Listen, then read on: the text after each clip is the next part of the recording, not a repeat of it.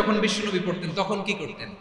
এমন বিপদ মাঝে মাঝে হয় না, দেয়ালে পিঠ থেকে যায়, চোখে মুখে অন্ধকার, কি করব দিশা খুঁজে পাই না, এরকম হয় কখনো? বিশ্বনবী এরকম কঠিন বিপদে পড়েছেন জীবনের কিছু কিছু মুহূর্তে। ওই মুহূর্তে বিশ্বনবী স্পেশাল দুইটা দোয়া পড়তেন।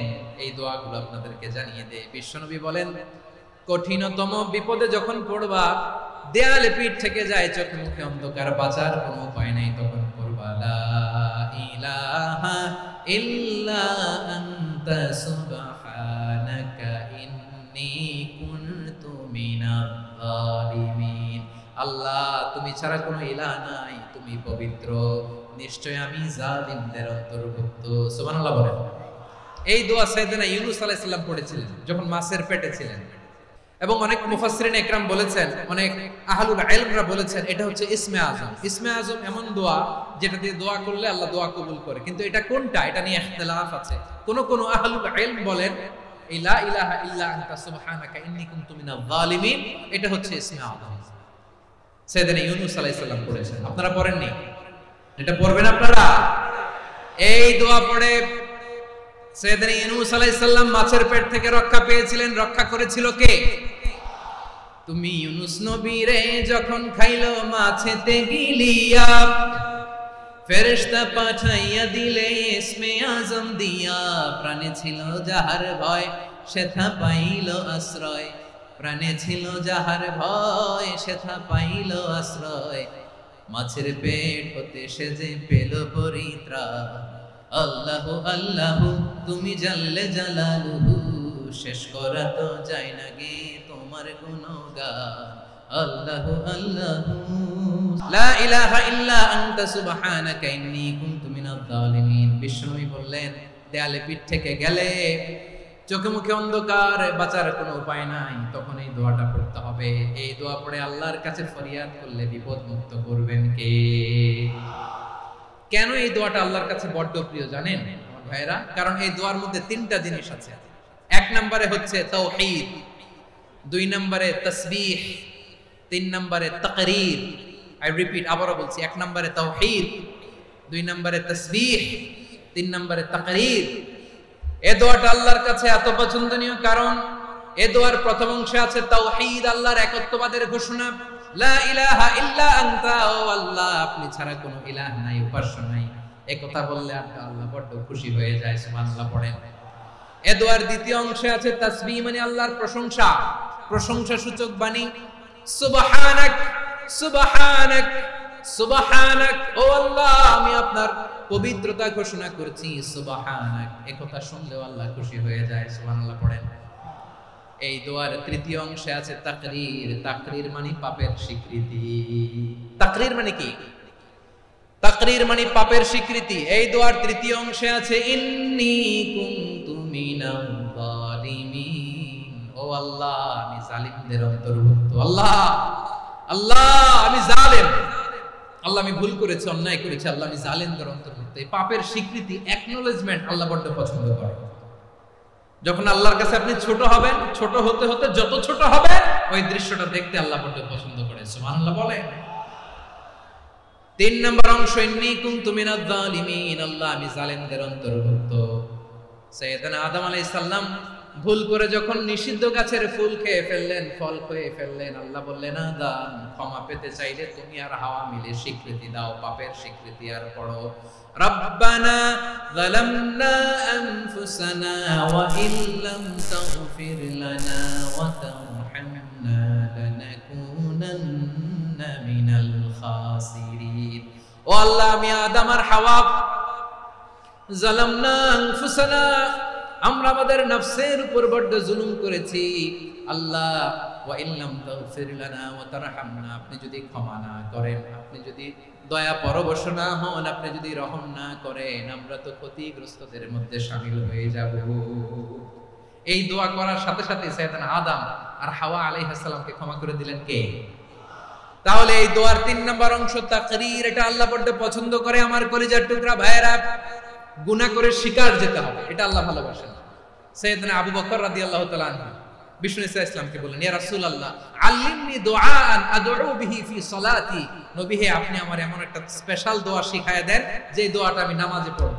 নবী বললেন, তাহলে তুমি পড়ো, আল্লাহুম্মা ইন্নী যালামতু নাফসি যুলমান কাসীরান ওয়া লা ইয়াগফিরুয যুনুবা ইল্লা আনতা ফাগফিরলি মাগফিরাতাম মিন ইনদিকা ওয়ারহামনি ইন্নাকা আনতাল গফুরুর রহিম। সুবহানাল্লাহ।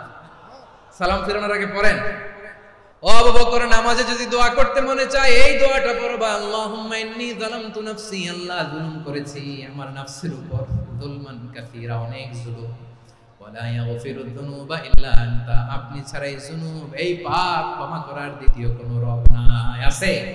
এজন্য আল্লাহরে বলবেন, আল্লাহ আমি ছাড়া তোমার গোলামের অভাব নাই, ও আমার রব আমি ছাড়া এই জমিনের বুকে তোমার গোলামের অভাব নাই, কিন্তু তুমি ছাড়া তো আমার দ্বিতীয় কোনো রব নাই। পারবেন বলতে?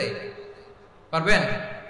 চোখের পানি ছেড়ে আল্লাহরে বলবেন, আল্লাহ তুমি আমার রব, তুমি আমার সব। কি বলবেন? আল্লাহরে বলেন, আল্লাহ তুমি আমার রব, তুমি আমার সব। আল্লাহ আমি ছাড়া এই জমিনে তোমার গোলামের অভাব নাই, তুমি ছাড়া আমার দ্বিতীয় কোনো রব নাই। এ কথা বলে চোখের পানি ছেড়ে আল্লাহরে স্বীকৃতি দেন, আল্লাহ আমি পাপী, আল্লাহ এই জমিনে আমার চেয়ে বড় পাপী আর কেউ নাই। ওযু করে সিজদায় লুটিয়ে পড়ে চোখের পানি ছেড়ে আল্লাহরে পাপের স্বীকৃতি দেন, আল্লাহ এমন কোন জুলুম নাই, গুনাহ নাই আমি করি নাই, সগীরা কবিরা জেনে না জেনে ইচ্ছায় অনিচ্ছায় শিরকি বেদাতি সব গুনাহ করেছি।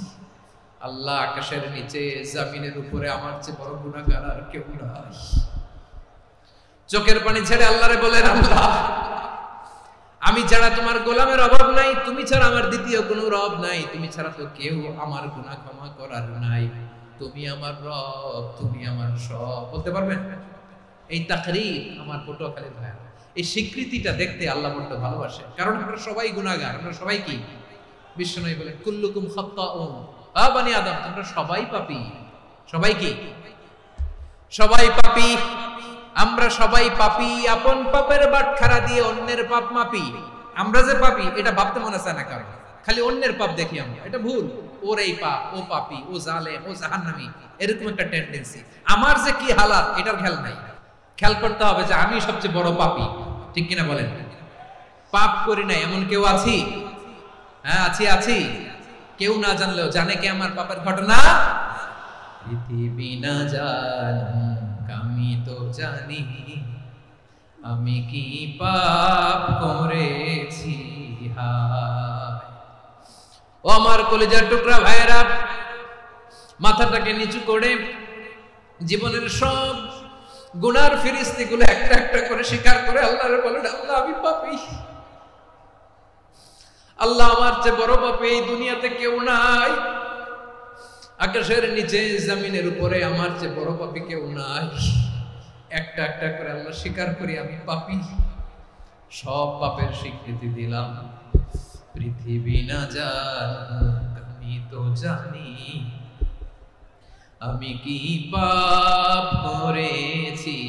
হায় আমার পাপের করলে বিচার, বাঁচার আমার নাই উপায়। দয়াময় তুমি মাফ করো আমায়, মাফ করো।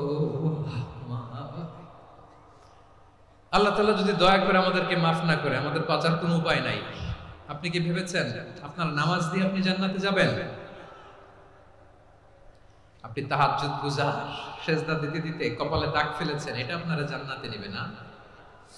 আপনি এলাকার সবচেয়ে বড় হাতেম তাই দানশীল, এই দানের ভরসায় বসে আছেন, কুশ্চিন কালো না। আমাদের নামাজ, আমাদের রোজা, আমাদের ইবাদত এগুলোকে মিজানের পাল্লায় উঠালে কোনো ওজনই হবে না। তবে আমাদের একটা কৌশল জানা আছে, আমরা আল্লাহর রহমতের ভিখারি। আমরা সেদিন আগেই গুনার স্বীকৃতি দিয়ে দেব। আমরা বলবো, আল্লাহ তুমি প্রশ্ন করার আগে তোমার একটা কথা বলি, আমারে কিছু জিজ্ঞেস করো না, আমি সব করেছি। এমন কোন পাপ নাই যে পাপ আমারে দিয়ে হয় নাই। তোমার রহমত দিয়ে তুমি জান্নাতে পাঠাবা, তোমার দয়ায় জান্নাতে যেতে চাই, আমল দিয়ে না। পারবেন বলতে? কিয়ামতের দিন আমরা বলবো, আল্লাহ আমার আমল দিয়ে জান্নাত চাই না, আমি তোমার দয়া দিয়ে জান্নাত চাই। তোমার দয়া ছাড়া আমার কোনো উপায় নাই। কারণ আল্লাহ যদি বিচার করে বাঁচার কারো উপায় নাই। আল্লাহ যদি বলে ফেলেন তুই এটা করলি কেন, ওখানে গেলি কেন, কোরআনে 1000 বার নিষেধ করলাম তারপরেও এই পাপে জড়ালি কেন, এরকম প্রশ্ন ছুড়ে দিলে আমার উত্তর আছে? বাঁচার কোনো উপায় আছে? রোজ হাসরে হে আল্লাহ আমার করোনা বিচার, আল্লাহ করোনা বিচার, বিচার চাহি না তব দয়া চাই, এ গুনাহগার করোনা বিচার। আপনার আমল দিয়ে জান্নাতে যাবেন? কি দিয়ে যাবেন? আল্লাহর দয়া দিয়ে। আল্লাহর রহম আর দয়া ছাড়া কেউ জান্নাতের চেহারাও দেখতে পাবে না। আমার প্রিয় ভাইরা, এই দোয়া আল্লাহর কাছে পছন্দনীয় হওয়ার কারণ তিনটা। দোয়ার প্রথম অংশে আছে তাওহীদ, আল্লাহর একত্ববাদের ঘোষণা। এই দোয়ার দ্বিতীয় অংশ আছে তাসবিহ, আল্লাহর প্রশংসা সূচক বাণী। এই দোয়ার 3 নাম্বার অংশ পাপের স্বীকৃতি। তাহলে আমরা সবাই গুনাহগার, আমরা আল্লাহর কাছে পাপের স্বীকৃতি দিয়ে বলবো, ও আল্লাহ ইন্নী কুনতু মিনাজ জালিমিন, আমরা জুলুম করেছি, পাপ করেছি, অন্যায় করেছি, আল্লাহ বুঝতে পারি নাই, শয়তানের ওয়াসওয়াসায় পড়ে, বন্ধুর পাল্লায় পড়ে, নফসের খায়েশ মেটাতে যে আল্লাহ করে ফেলেছি। তুমি গুনাহ না মাফ না করলে আমাদের গুনাহ মাফ করার দ্বিতীয় কেউ নাই। ঠিক কিনা বলেন? এভাবে অনুতপ্ত হয়ে যদি আল্লাহর কাছে দোয়া করেন, দেয়ালে পিঠ থেকে গেছে, কোন রাস্তা নাই বের হওয়ার, ওই মুহূর্তেও আপনাকে বিপদ থেকে উদ্ধার করবে কে? বিশ্বনবী চরম বিপদে পড়লে দুটা দোয়া পড়তেন। প্রথম হলো এটা, লা ইলাহা ইল্লা আনতা সুবহানাকা ইন্নী কুনতু মিনাজ জালিমিন। এই দোয়াটা আমরা বেশি বেশি পড়ব প্রিয় ভাই। রাজি আছেন? সবাই আওয়াজ করে পড়ুন ইনশাআল্লাহ। আমার প্রিয় ভাইয়েরা, বিপদে পড়লে বিশ্বনবী আরো একটা দোয়া পড়তেন, লা ইলাহা ইল্লাল্লাহুল আযীমুল হালিম, লা ইলাহা ইল্লাল্লাহু রাব্বুল আরশিল আযীম, লা ইলাহা ইল্লাল্লাহু রাব্বুস সামাওয়াতি ওয়াল আরদি ওয়া রাব্বুল আরশিল কারীম। আল্লাহ ছাড়া কোনো উপাস্য নাই, তিনি সুমহান, মহা সহিষ্ণু। আল্লাহ ছাড়া কোনো উপাস্য নাই, তিনি সুমহান, আরশের অধিপতি। আল্লাহ ছাড়া কোনো উপাস্য নাই, তিনি আকাশের মালিক, জমিনের মালিক, তিনি সুবিশাল, আরশের অধিপতি। সুবহানাল্লাহ পড়েন। এই দোয়াটা কেউ যদি পড়ে যদি এর ওসিলা করে দোয়া করে, তাকে বিপদ থেকে মুক্তি দেয় কে? মনে থাকবে আপনাদের? তাহলে বিপদের প্রথম ধাক্কায় কি যেন পড়তে হয়? ইন্না লিল্লাহ। তারপরে কি বলে আল্লাহর কাছে নিজেকে সঁপে দিতে হয়? দেয়ালে পিঠ থেকে গেলে লা ইলাহা ইল্লা আনতা সুবহানাকা ইন্নী কুনতু মিনাজ জালিমিন। 2 নাম্বার হচ্ছে লা ইলাহা ইল্লাল্লাহুল আযীমুল হালিম, লা ইলাহা ইল্লাল্লাহু রাব্বুল আরশিল আযীম, লা ইলাহা ইল্লাল্লাহু রাব্বুস সামাওয়াতি ওয়াল আরদি ওয়া রাব্বুল আরশিল কারীম। মনে থাকবে? অনেক সময় এমন হয়, হঠাৎ বিপদের সম্মুখীন হয়ে আমরা রেডি হয়ে বের হইছে অফিসে, হঠাৎ অ্যাক্সিডেন্টে পড়ে যাই, হঠাৎ পেটের ব্যথায় অজ্ঞান, এরকম হয় না?